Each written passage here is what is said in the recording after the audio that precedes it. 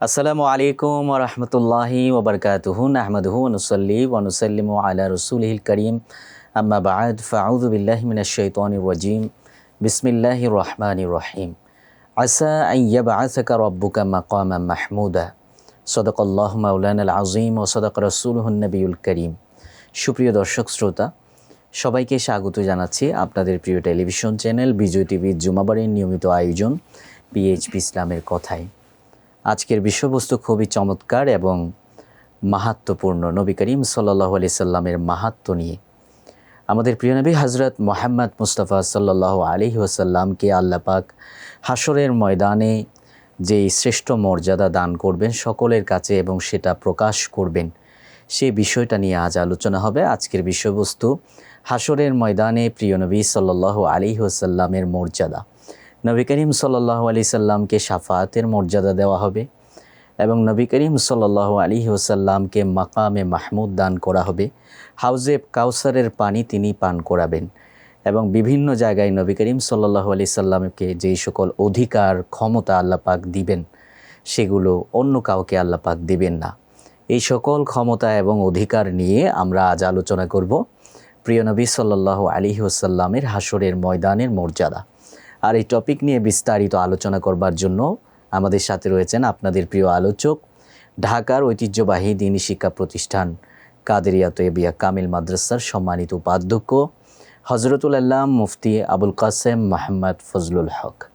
আসসালামু আলাইকুম রাহমাতুল্লাহ। ওয়ালাইকুম আসসালাম রাহমাতুল্লাহি ওয়া বারাকাতুহু। কেমন আছেন মোহতারাম? আলহামদুলিল্লাহ, ভালো আছি মোহতারাম, আজকে নবী করিম সাল্লাল্লাহু আলাইহি সাল্লামের মর্যাদা নিয়ে কথা হবে।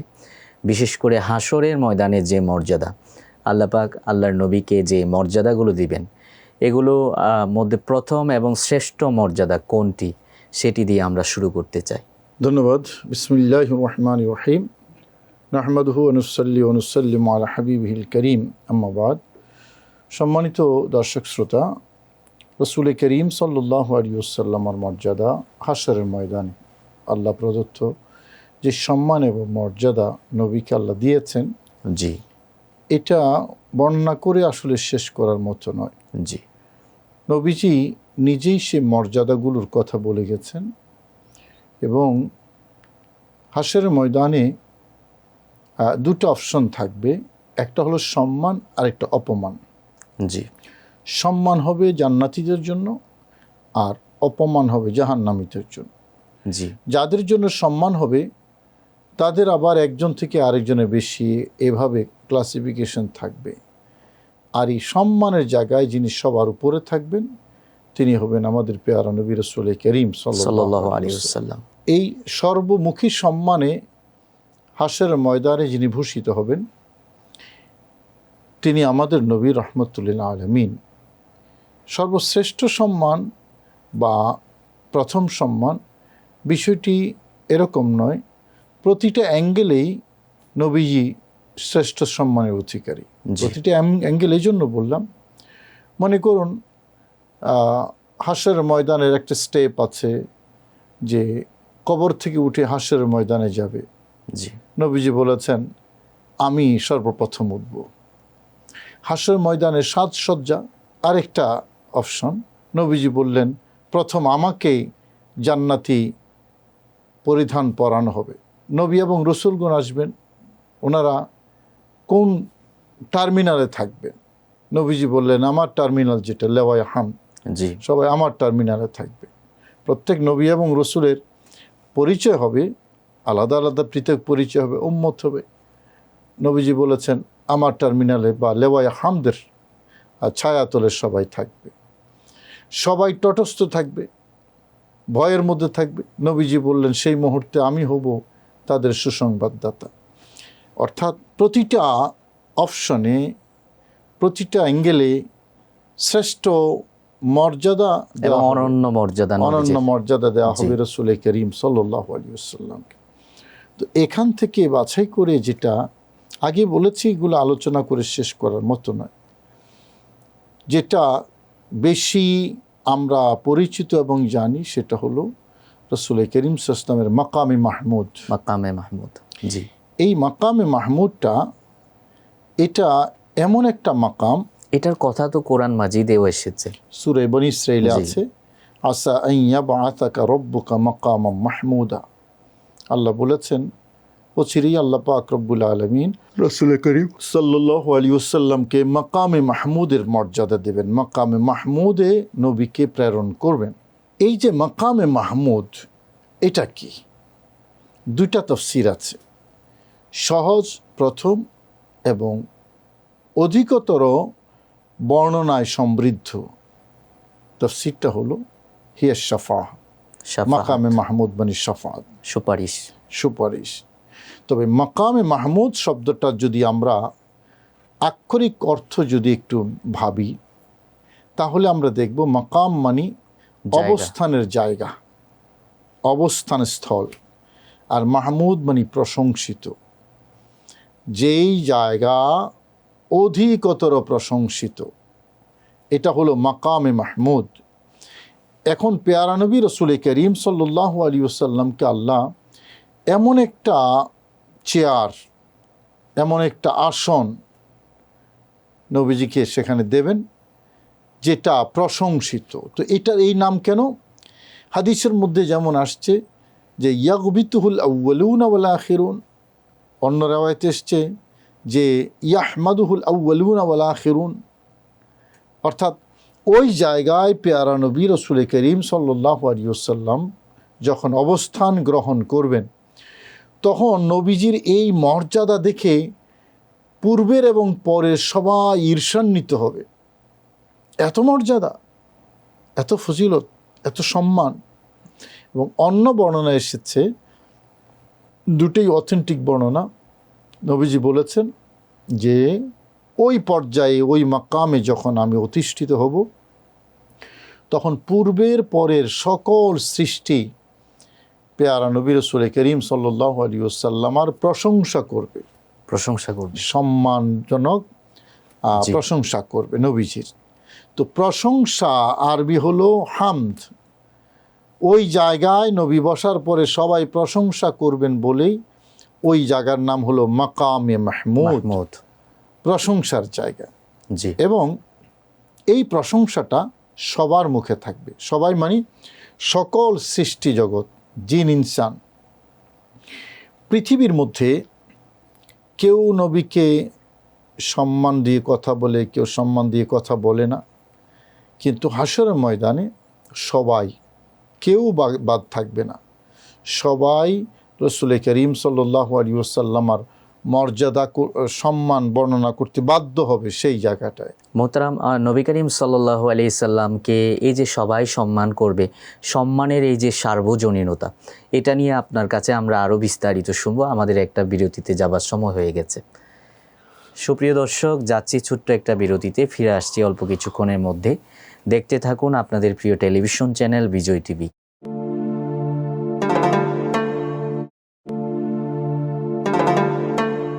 সুপ্রিয় দর্শক, ফিরে এলাম বিরতির পর। সবাইকে স্বাগত জানাচ্ছি আপনাদের প্রিয় টেলিভিশন চ্যানেল বিজয় টিভির পর্দায় জুমাবারের নিয়মিত আয়োজন পিএইচপি ইসলামের কথায়। আলোচনা চলছিল হাশরের ময়দানে মহানবী প্রিয়নবী হজরত মোহাম্মদ মুস্তাফা সাল্লাল্লাহু আলাইহি সাল্লামের মর্যাদা এবং অধিকার, এবং যে ক্ষমতা আল্লাহ পাক হাশরের ময়দানে আল্লাহর নবীকে দেবেন, সেগুলো নিয়ে আলোচনা চলছিল। চমৎকার আলোচনা করছিলেন আমাদের মোহতারাম আলোচক হজরতুল আল্লাহ মুফতি আবুল কাসেম মোহাম্মদ ফজলুল হক। আমরা মোহতারামের কাছে চলে যাচ্ছি আলোচনায়। মোহতারাম, বিরতির আগে নবী করিম সাল্লাল্লাহু আলাইহি সাল্লামকে সবাই সম্মান করবে হাশরের ময়দানে, সেটা নিয়ে বলছিলেন।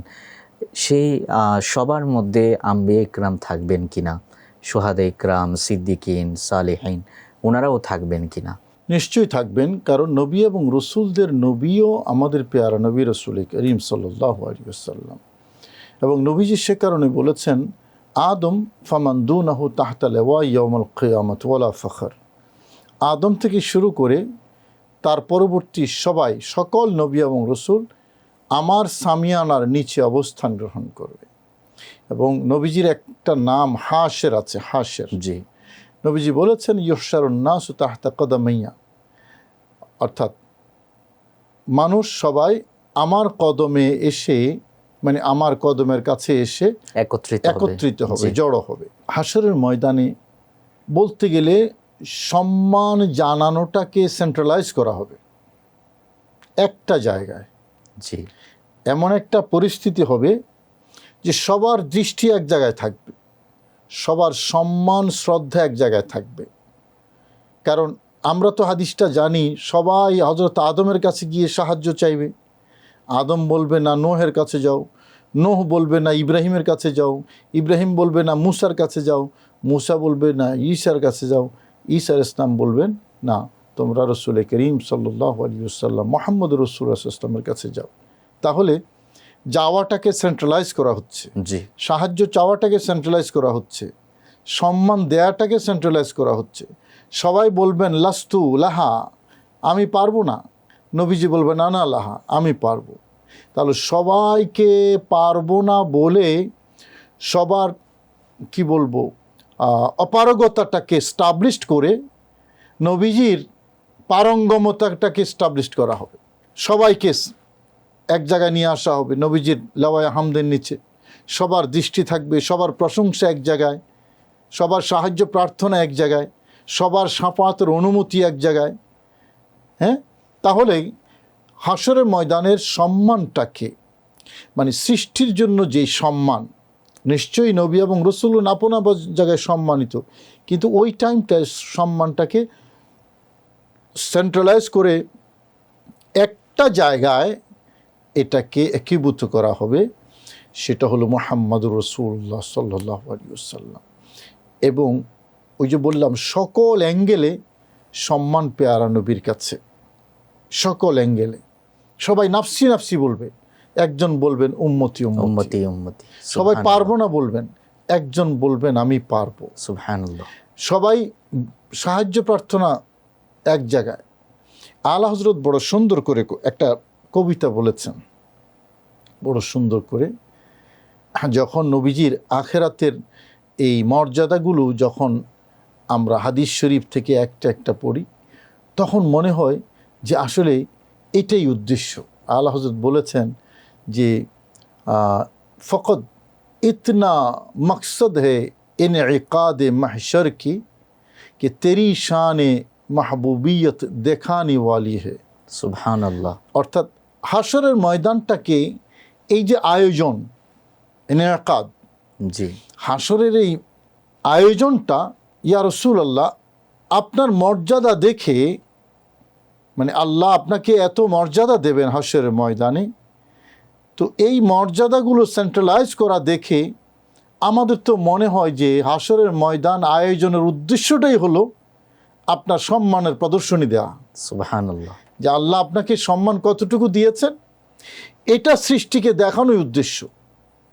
তেরি শানে মাহবুবি দেখানে জানে ওয়ালি হে, আল্লাহ যে আপনাকে শানে মাহবুবিয়ত দিয়েছেন, আপনি যে আল্লাহর মাহবুব, আপনি যে আল্লাহর বন্ধু, আল্লাহ বন্ধু হিসাবে আপনি কতটা মর্যাদা লাভ করেছেন আল্লাহর দরবার থেকে, এটা দেখাবার জন্যই। দেখুন, এবং আলা হযরত কিন্তু আরেক জায়গায় এভাবে বলেছেন, হাম আয়ে ইহা তোমারে লিয়ে উঠে ভি ওয়াহা Right. তোমারে লিয়ে। আমরা এখানে এসেছিও আপনার জন্য এবং সেখানে যাব আপনার জন্য। শুধু এটা নয়, আরেকটা জায়গায় বলেছেন আজ লে উনকি পানা, জি, আজ মদদ মাঙ্গ উনসে, ফের না মানেঙ্গে কিয়ামত মে আগার মান গয়া। মান গায়া। অর্থাৎ সাহায্য, নবীর সহযোগিতা এখন চেয়ে নাও, যদি না চাও তাহলে হাশরের ময়দানে কিন্তু অপরিহার্যভাবে চাইতেই হবে, জি, চাইতেই হবে। চাইতেই কারণ হবে। সবাই পারবো না বলবে, একজন বলবেন আমি পারবো। আমি সহিহ পারবো। বুখারী শরীফ, মুসলিম শরীফ, হাদিসের সব কিতাবই আছে। তো যে কথাটা আলা হজরতের যেই তেরি শানে মাহবুবি দেখানে ওয়ালি হে কেন বললেন, দেখুন একটা হাদিস যদি আমরা অ্যানালাইসিস করি, নবীজি সবাই যখন নাফসি নাফসি বলবে এবং সারা পৃথিবীর মানুষ সাহায্য চাইবে, হজরত আদম কিস্তাগাসু বি আদম, সুম্মা বি মুসা, সুম্মা ইব্রাহিম, সুম্মা বি ঈসা, সুম্মা মুহাম্মদ সাল্লাল্লাহু আলাইহি ওয়াসাল্লাম, তো সবাই লাস্তুলাহা বলেন তালাকিউলা গাইরি বলবেন, আরেকজনের কাছে যাও।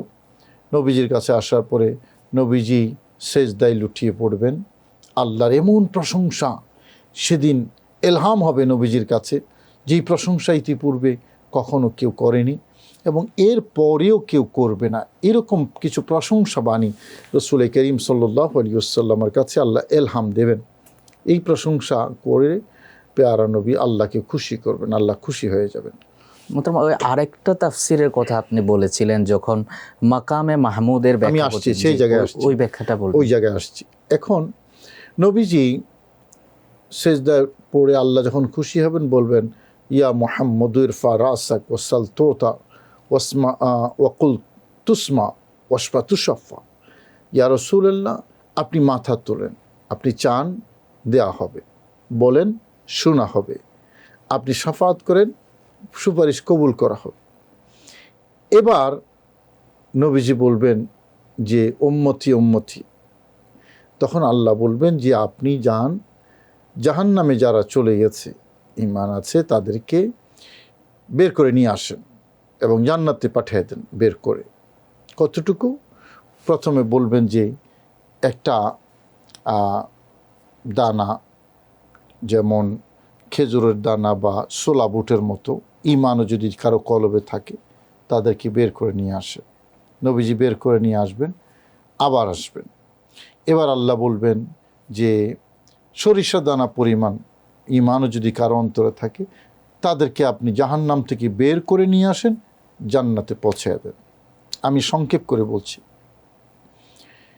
আবার তৃতীয়বার আসবেন, এবার বলবেন যে না, সরিষার দানার থেকেও আরও ক্ষুদ্র থেকে ক্ষুদ্র, মোটামুটি 24 ভাগের 1 ভাগ, কেউ বলেছেন 124 ভাগের 1 ভাগ ঈমানও যদি কারো অন্তরে থাকে তাদেরকে বের করে আপনি জান্নাতে নিয়ে আসেন, সুবহানাল্লাহ, যাকে জাররা বলা হয় আর কি। সুবহানাল্লাহ, চমৎকার বলেছেন মোহতারাম। এই আলোচনা আমরা আপনার কাছ থেকে আরও শুনবো। আমাদের একটা বিরতিতে যাবার সময় হয়ে গেছে। সুপ্রিয় দর্শক, সময় হয়ে গেল ছোট্ট একটা বিরতিতে যাবার। ফিরছি অল্প কিছুক্ষণের মধ্যে, আমাদের সাথেই থাকুন।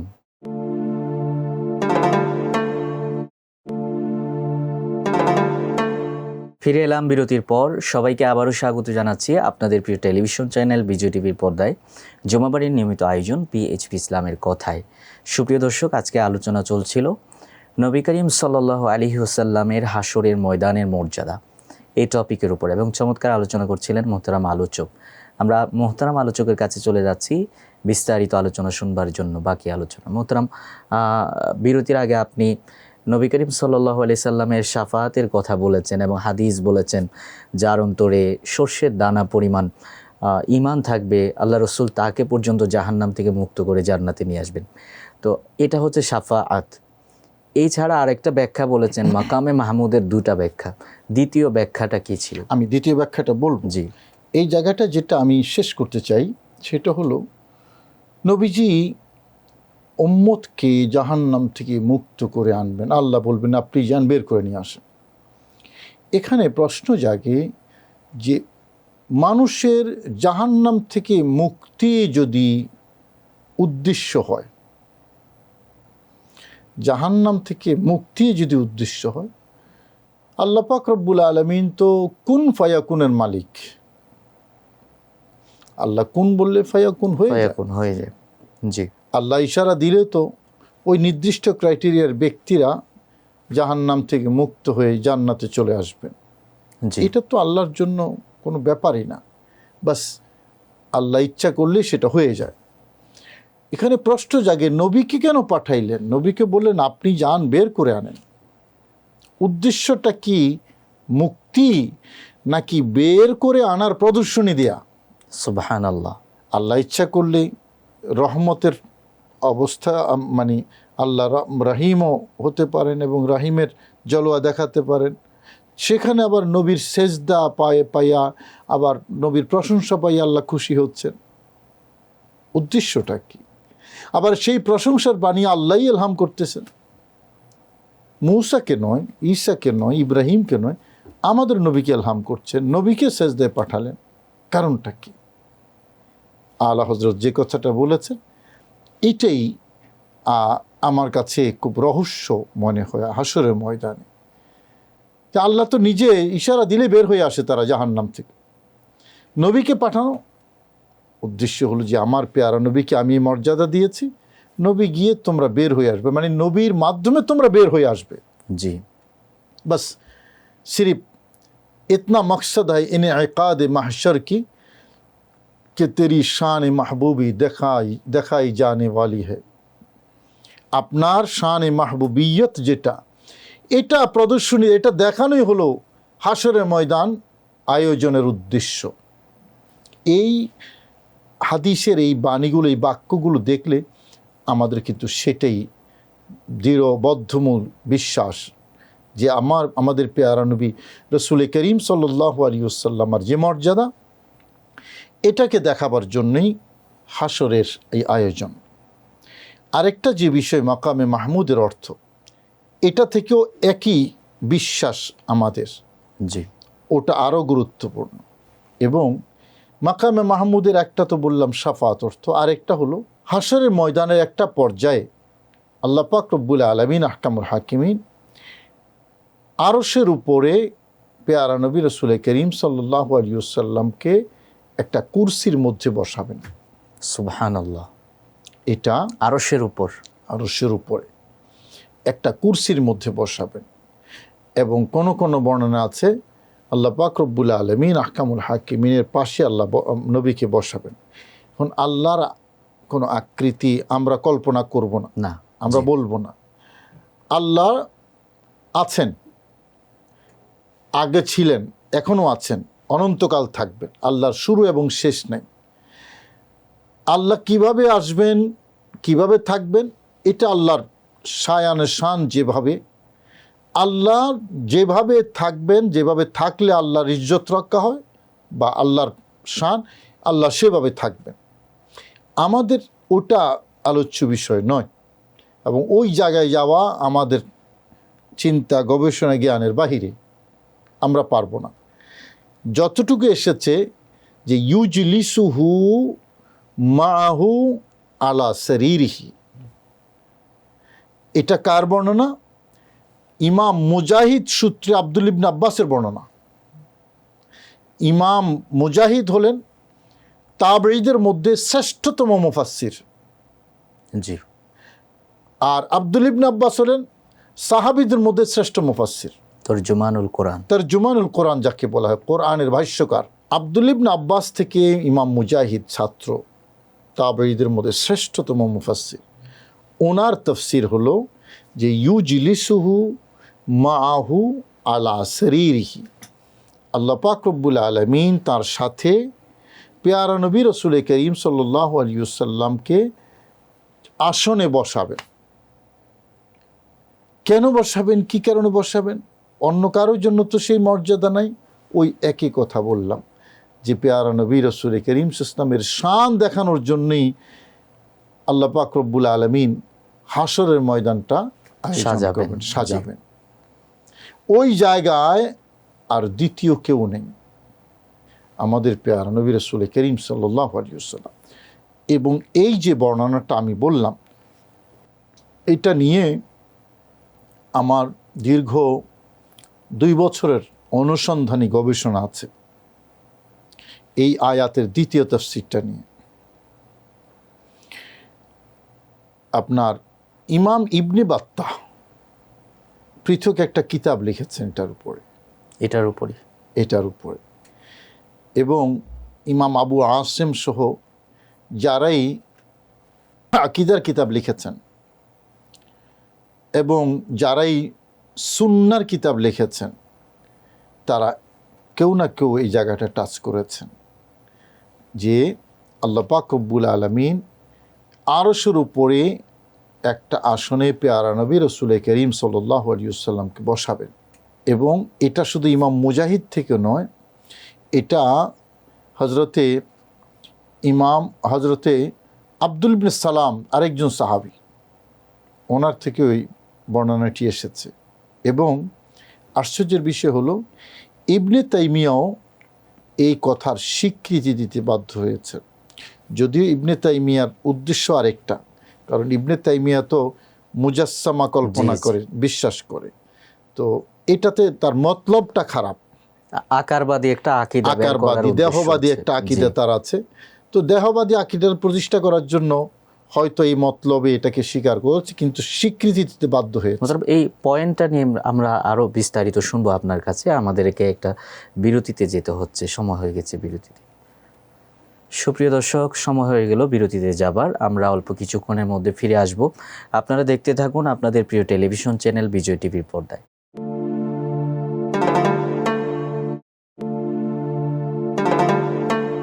ফিরে এলাম বিরতির পর। সবাইকে আবারও স্বাগত জানাচ্ছি আপনাদের প্রিয় টেলিভিশন চ্যানেল বিজয় টিভির পর্দায় জুমাবাড়ির নিয়মিত আয়োজন পিএইচপি ইসলামের কথায়। সুপ্রিয় দর্শক, বিরতির আগে আলোচনা চলছিল হাসরের ময়দানে প্রিয় নবী সাল্লাল্লাহু আলাইহি সাল্লামের মর্যাদা, এই টপিকের উপর, এবং চমৎকার আলোচনা করছিলেন মোহতারাম আলোচক। আমরা মোহতারাম আলোচকের কাছে চলে যাচ্ছি বিস্তারিত আলোচনা শুনতে। মোহতারাম, বিরতির আগে একটা তাফসির নিয়ে আপনি কথা বলছিলেন যে আল্লাহ রসুল সাল্লাল্লাহু আলাইহি সাল্লামকে আল্লাহ পাক আরশের উপর আসনে বসাবেন, এবং সেটা ইবনে তাইমিয়ার মতো ব্যক্তিও স্বীকৃতি দিয়েছে, যদিও সেখানে একটা ভিন্ন উদ্দেশ্য ছিল। সেই উদ্দেশ্যটা নিয়ে আরেকটু ব্যাখ্যা করবেন। না, উদ্দেশ্যটা হলো, অর্থাৎ ইবনে তাইমিয়ার বক্তব্য হলো আল্লাহর দেহ আছে, তো দেহ কিরকম আছে, বাস তিনি দেহ নিয়ে বসেন, অবস্থান গ্রহণ করেন, তার জন্য জায়গার নির্ধারণ করেছে, নাউজুবিল্লাহ মিন যালিক, সবগুলোই কুফরি আকীদা।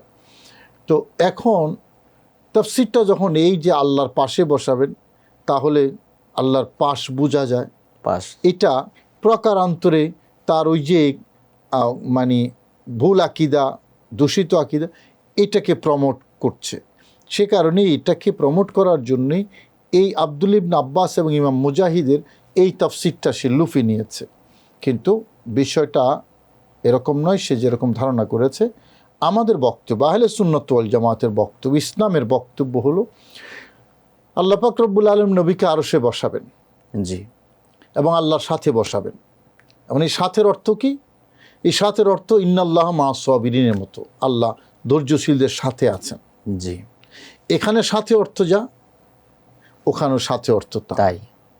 বাস, আল্লাহর দেহ, নাউজুবিল্লাহ, এটা কুফরি আকীদা। কীভাবে আসবেন, আল্লাহর পাশে কীভাবে হবে, এটা আল্লাহ ভালো জানেন। ওটা ক্লারিফাই করার, ওটা নির্ধারণ করার সেই ক্ষমতা, সেই জ্ঞান আমার নাই। আমি এতটুকু বিশ্বাস করি, বাস আল্লাহ মওজুদ, কামা কানা, বাস সেভাবে আল্লাহ অনন্তকাল থাকবেন, চিরঞ্জীব। আল্লাহর লয় ক্ষয় নাই, শুরু এবং শেষ নাই, এবং আল্লাহর দেহ কল্পনা বা বিশ্বাস করার কোনো সুযোগ নাই। এটা মানে কুফরি আকীদা। এখন পেয়ারা নবীকে আল্লাহর সাথে বসাবেন, এই সাথের অর্থ কি? আমরা যেমন বলি ইন্নাল্লাহ মা সাবিরিন, এটা বাকি আরশের উপরে হবে, এইটা স্বীকৃত। একজন সৃষ্টির মধ্যে তিনি আমাদের পেয়ারা নবী রাসূল করিম সাল্লাল্লাহু আলাইহি ওয়াসাল্লাম। এখন এই যে নবীজির অনন্য মর্যাদা, যেটা অন্য কারো জন্য নয়, এটা একমাত্র আমাদের পেয়ারা নবী রাসূল করিম সাল্লাল্লাহু আলাইহি ওয়াসাল্লামের জন্য হয়। জি, অন্য নবী এবং রসুলও সেই মর্যাদা পাবে না। বরং নবী এবং রসুলদের বিরুদ্ধে আপন আপন উম্মত যখন এলিগেশন সাবমিট করবে আল্লাহর দরবারে, যে আল্লাহ মা যা আনা মিন নাযীর, আমাদের কাছে কোনো নবী আসেন নাই, আমাদেরকে তোমার তাওহীদের কথা শোনাই নাই, তোমার দ্বীনের বাণী আসে নাই আমাদের কাছে, এক প্রকার নবীদের বিরুদ্ধে এলিগেশন। আল্লাহ পাক রব্বুল আলামিন নবীদের কাছে তার জবাবদিহি চাইবেন যে তোমরা কি আমার কথাগুলো উম্মতের কাছে বলনি? অথচ আল্লাহ ভালো করেই জানেন, সব কিছু জানেন। দেখেন, নবী এবং রসুলগণ বলবেন আল্লাহ হাঁ করেছি। তো জানার পরেও আল্লাহ কেন জিজ্ঞেস করছেন? ওই একই কথা, আলটিমেট গন্তব্য নবীজির সম্মান তুলে ধরা। কিভাবে? নবীগণ তখন বলবেন হ্যাঁ আমাদের সাক্ষী আছে। কে সাক্ষী? বলবে আখিরি জামানার নবীর উম্মত আমাদের সাক্ষী। সুবহানাল্লাহ। উম্মতকে জিজ্ঞেস করবেন, হ্যাঁ তোমরা কি সাক্ষী? হ্যাঁ সাক্ষী। তোমরা কিভাবে সাক্ষ্য দিচ্ছ? বললেন আমাদের নবীর কাছ থেকে শুনে সাক্ষ্য দিচ্ছি, নবীজি বলেছেন। এবার নবীজিকে আল্লাহ জিজ্ঞেস করবেন যে আপনি কি এ কথা বলেছেন আপনার উম্মতের কাছে? হ্যাঁ বলেছি। এরা নবী এবং রসুল সবাই আপন আপন উম্মতের কাছে আল্লাহ আপনার কথাগুলো পৌঁছে দিয়েছে। এবার নবীজির সাক্ষ্য প্রমাণের আলোকে অন্য নবী এবং রসুলদের বিরুদ্ধে আনিত যে এলিগেশন আপন আপন উম্মতের পক্ষ থেকে, সেখান থেকে মুক্তি পাবেন নবী এবং রসুলগণ আমাদের নবীর সাক্ষ্যর কারণে। এবং এ কথাটাই কোরআনে কারিমে আছে, ফাকাইফা ইদা জিনা বিকুম ওয়াজিনা বিকা আলা হাউলাই শাহিদা, ওয়াজিনা বিকা আলা হাউলাই শাহিদা, আমি আপনাকে তাদের ব্যাপারে শহীদ সাক্ষ্যদাতা হিসেবে আমি নিয়ে আসব, উপস্থাপন করব। হযরত উবাই ইবনে কাব নবীজির সামনে যখন এই আয়াত তেলাওয়াত করেছেন, সহিহ বুখারী শরীফের হাদিসে আছে, তখন পেয়ারা নবী বললেন, হাসবুক, যথেষ্ট হয়েছে উবাই। উবাই ইবনে কাব নবীজির দিকে তাকায় দেখলেন নবীজির তখন চোখের পানি টপ টপ টপ টপ করে পড়ছে এই শান, এই মর্যাদা কথা শুনে, যে অন্য নবী এবং রসুলদের দায় মুক্তি হবে আমাদের পেয়ারা নবী রাসূল করিম সাল্লাল্লাহু আলাইহি ওয়াসাল্লামার সাক্ষ্যের মাধ্যমে। সুবহানাল্লাহ। সেই মর্যাদা পেয়ারা নবীর। আরেকটা মর্যাদা হাউজে কাউসার, খুব গুরুত্বপূর্ণ, এবং এটাও খুব, এটা নিয়ে একটু বলবেন। হাউজে কাউসার, কাউসারের হাউস, জি, একটা হলো নহরে কাউসার, আরেকটা হলো হাউজে কাউসার। হাউজে কাউসার, নহরে কাউসার এটা একটা নদী, কাউসারের নদী, আর সেই নদীটা যেখানে পানি সরবরাহ করবে, হাউস মানে হলো ফোয়ারা, সেই হাউসটা এটা হবে পেয়ারা নবীর মদিনায় পাকে মিম্বরের নিচে। সুবহানাল্লাহ। মদিনা শরীফ এখন যে মিম্বর আছে, সেই মিম্বর বরাবর নিচে হবে হাউজে কাউসার, এবং সেখান থেকে পেয়ারা নবী পানি নিয়ে, কাউসারের পানি নিয়ে উম্মতকে পান করাবেন। সেই হাউজে কাউসারের বৈশিষ্ট্য হলো, কোনো মানুষ যদি হাসরের ময়দানে নবীজির নৌরানি হাতে এক গ্লাস হাউজে কাউসারের পানি পান করে, জান্নাতে অনন্তকাল থাকবে, তার আর পিপাসা জাগবে না। সুবহানাল্লাহ। হাদিসে সে লাম ইয়াজমা আবাদা, আবাদা, সে কখনই আর পিপাসার্ত হবে না। হ্যাঁ, এরপরে পানি পান করবে, শরবত পান করবে, পিপাসায় নয়, পিপাসার কারণে নয়, বাস নিজের আগ্রহ, নিজের মন চেয়েছে সে কারণে, পিপাসা আর জাগবে না। এই হাউজে কাউসারের লিঙ্কটা থাকবে, হাউসটা থাকবে নবীজির মদিনা শরীফ মিম্বরের উপরে। নবীজি বলেছেন, ও মিম্বারি আলাল হাউস। এই যে কাউসারের হাউসটা, এটা নহরে কাউসার, কাউসারের যে প্রস্রবণ, যে নদী, সেটা থেকে এটা লিঙ্ক থাকবে। এবং এটা নবীজি বলেছেন কতটুকু, এটা মদিনা শরীফ থেকে সানা দূরত্ব যতটুকু, সানা ইয়ামানের, সেই পর্যন্ত নবীজির হাউসটা এত বিশাল। সুবহানাল্লাহ। এটার কথা হাদিসের মধ্যে এসেছে। এই হাউজে কাউসার পেয়ারা নবী রাসূল করিম সাল্লাল্লাহু আলাইহি ওয়াসাল্লামের আরেকটা মর্যাদা, যেটা অন্য নবী এবং রসুলদের নেই। সুবহানাল্লাহ, চমৎকার বলেছেন মুহতারাম। আসলে অনেক বিস্তারিত আলোচনার দাবি রাখে এই বিষয়টি। আপনি যথেষ্ট তথ্য উপস্থাপন করেছেন এবং সেগুলো থেকে আমরা অনেক কিছু জানতে পেরেছি। সময় থাকলে আমরা আরও বিস্তারিত শুনতাম। আপনাকে আমরা কৃতজ্ঞতা জানাচ্ছি। জাযাকুমুল্লাহ।